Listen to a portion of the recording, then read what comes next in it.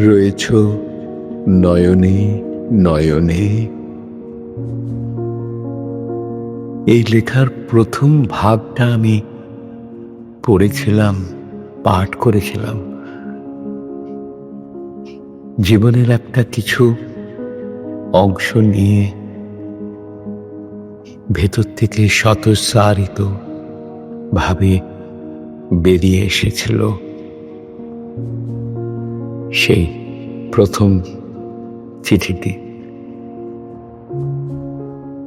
দিন কেটে গেছে, সময় এগিয়ে চলেছে, কিন্তু প্রথম চিঠির রেশটুকু, অনুভূতিটুকু মনের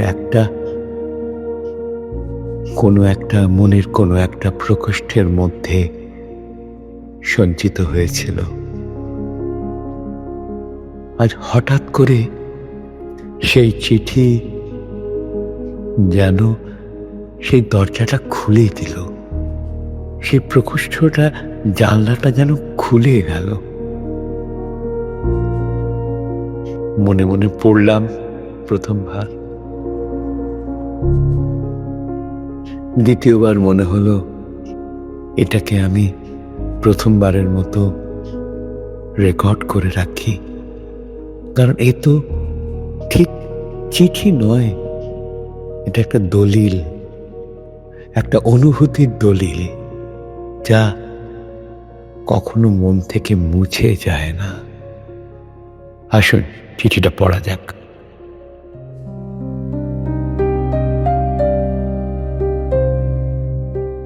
অনেকদিন কথা হয়নি, কাজের চাপে মাথা তোলার সময় পাইনি। রাগ করো না সোনা, তুমি তো জানো আমার কাঁধে কত দায়িত্ব। সে দায়িত্ব অস্বীকার করাও তো সম্ভব নয়। বহু দূর পথ একসাথে হেঁটে যাব বলে তোমার হাত ধরেছিলাম, মাঝপথে তুমি হাত ছেড়ে চলে গেলে, আমি রয়ে গেলাম একা। তোমার যাবার পর শুধু এই বাড়িটাই নয়, আমার ভেতরটাও কেমন নিস্তব্ধ হয়ে গেল। অনেকেই চেষ্টা করেছিল সহমর্মিতা দেখাতে, কিন্তু মনের আলমারির চাবি খোলার পাসওয়ার্ডটা তো শুধু তোমার কাছেই আছে, তা তো আর কেউ হ্যাক করতে পারবে না। রোজ কত কথা বলার থাকে, সারাদিন অফিসে বকবক করে রাত্রিরে চোখ বন্ধ করি, তখন দেখি তুমি বলছো, ব্যাস আর কথা নয়, এবার নিজেকে একটু বিশ্রাম দাও। আমার কপালে বিশ্রামের সুখ কি আছে নীলিমা? সংসারে যেদিকে তাকাই শুধু নাই আর নাই। এত নাইয়ের মধ্যে একটাই আছে, আমার মনে, আমার জীবনে তোমার অস্তিত্ব। আমি জানি তুমি আছো, এখানেই আছো। তাই তো আজ বাড়ি ফেরার পথে গড়িহাটের শাড়ির দোকানে নীল শাড়িটার দিকে চোখ পড়তেই শুনতে পেলাম তুমি বললে, পুজো আসছে, সোমা রূপা নাতিদের জন্য এবার কেনাকাটা শুরু করে দাও।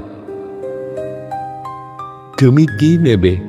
এই প্রশ্নের উত্তরে কিছুই বললে না, শুধু দু হাত বাড়িয়ে দিলে। জানি বন্ধু, জানি তোমার আছে তো হাতখানি, সেই হাতে স্পর্শে আমি সব ব্যথা বেদনা ভুলে থাকি। নিস্তব্ধতায় যে সঙ্গীত আছে, সেই সুর কানে বাজে, আমার মন প্রাণ জুড়িয়ে যায়। জানি দেখা হবে, হয়তো কোনো মেঘের সাদা বাড়িতে, না হয় শরতের সবুজ ঘাসে শিশির বিন্দু হয়ে। ভালোবাসা নিও। আমার ডায়েরিটা আমি নিয়ে আসব। এই কথাটাই মনে আছে, এক আকাশ ভালোবাসা নিও, ইতি তোমার দেব।